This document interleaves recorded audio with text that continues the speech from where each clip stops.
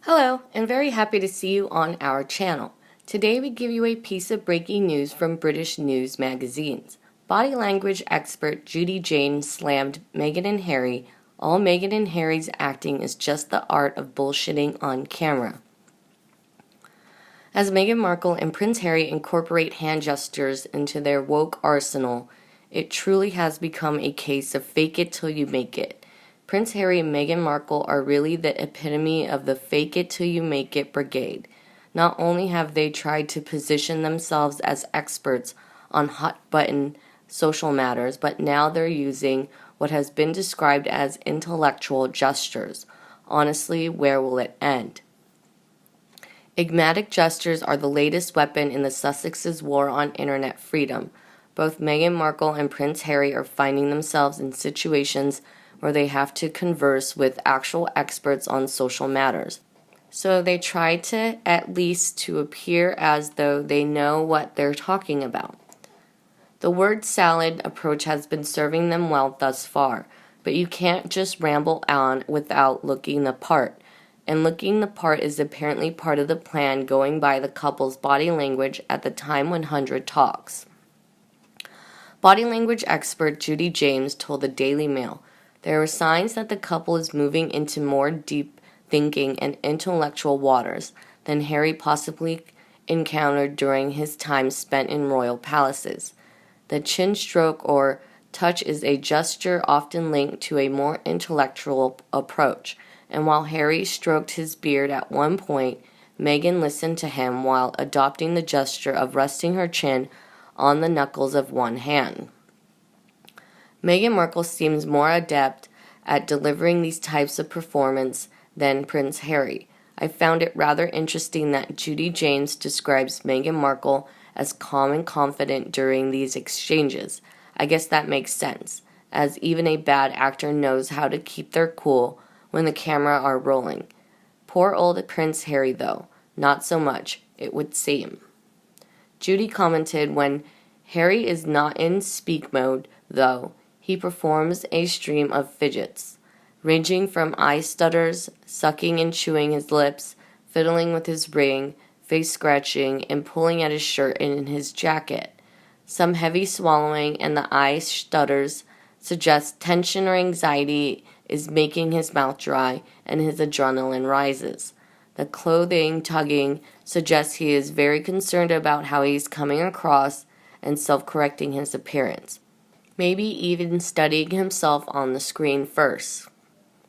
As much as I hold Prince Harry utterly responsible for the position he finds himself in today, I have to say, should we expect anything else from him other than a nervous, lackluster performance? He's not a professional actor, which means he's not skilled in the art of bullshitting on camera.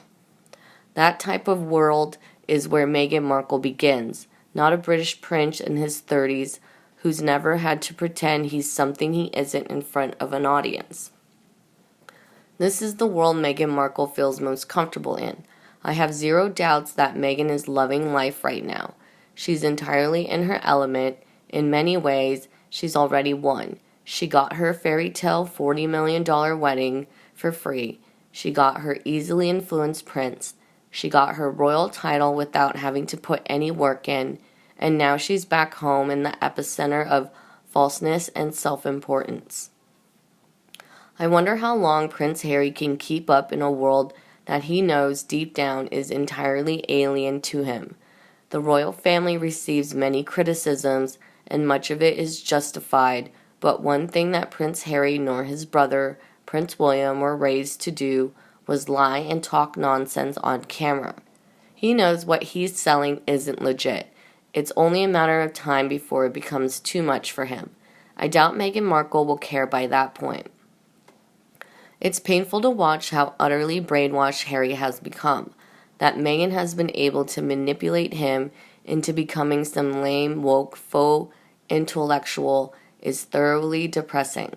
The royal family should kidnap him and have him deprogrammed.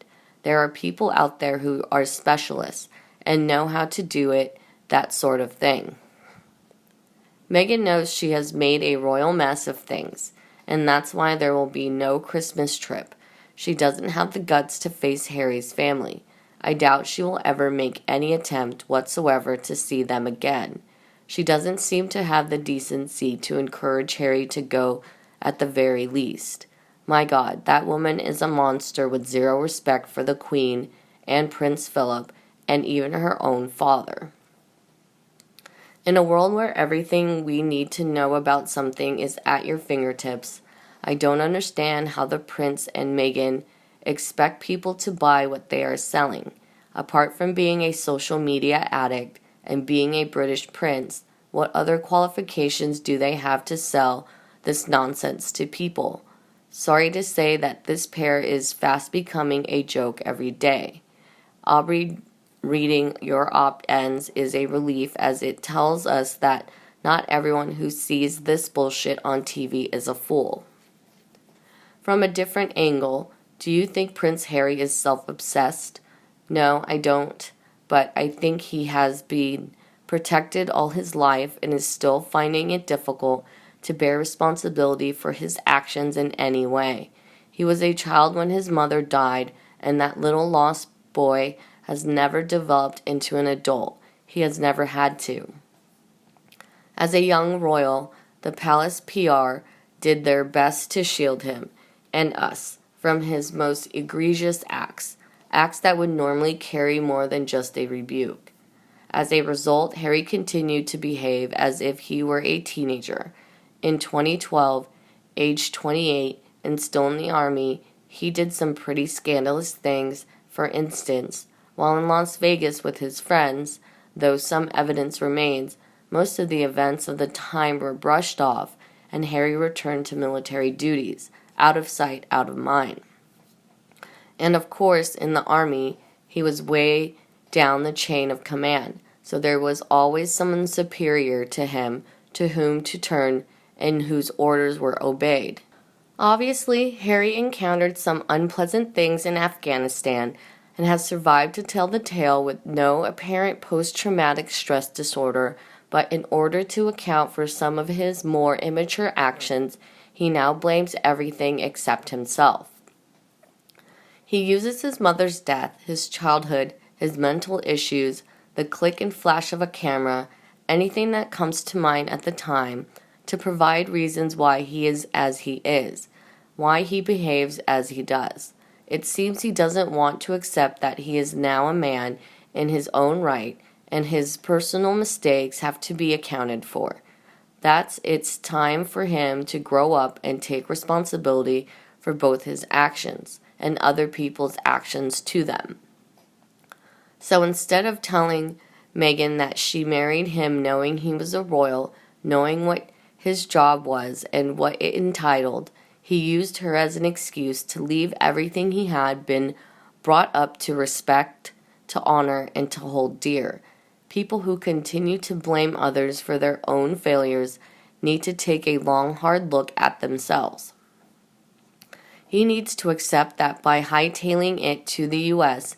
in the way that he did, he has forfeited a lot of respect that he had earned from the Invictus Games, Sentable, and other charitable work that he was involved in. By following his wife in her pursuit of fame and fortune, he has become a useful household husband with no other purpose than to do Meghan's bidding, and when he needed, to support his son, not by working himself, but by allowing Meghan the freedom to do whatever it is she wants or needs to do to make the fortune she so desires. She is a shadow of his former self, where once he had a purpose, he is now aimless and lost. I doubt very much he even thinks about himself at all anymore. In fact, he could do with a bit more introspection. He needs to step outside himself and start to look at how the world sees him and decide on a course of remedial action if he is ever to regain his self-respect, because, from his appearance, he has very little of it left. Another royal expert also said, "Do you think Meghan and Harry are becoming irrelevant since they left?" Meghan knew before stepping back she and Harry were becoming irrelevant. Meghan was more than likely told shortly after announcing she was pregnant and that the baby would not receive the title Prince and Princesses upon birth. This is temporary. Archie was not born to the eldest son of Prince Charles, the heir to the throne, as stated in the letters of patent. So in ways, Harry and Meghan's baby, Archie, was irrelevant before birth. I'm sure this did not sit well with Meghan. She seems to care all too much about how high her social status is. Despite what they said about bringing up Archie as a private citizen, Meghan surely felt slighted. Harry knew that in time he would be able to enjoy a quieter life, out of the public eye, which he has sought to have all these years. Like Prince George, Princess Charlotte, and Prince Louis, grew Harry and family get moved back a step at a time. How about you? What do you think of Meghan and Harry's acting is just the art of bullshitting on camera? Please let us know in the comments section below and discuss them together. And as always, come back to our channel for all the latest news on royal family, Meghan and Harry right here. Thanks for watching and see you next video. And don't forget to subscribe to our channel.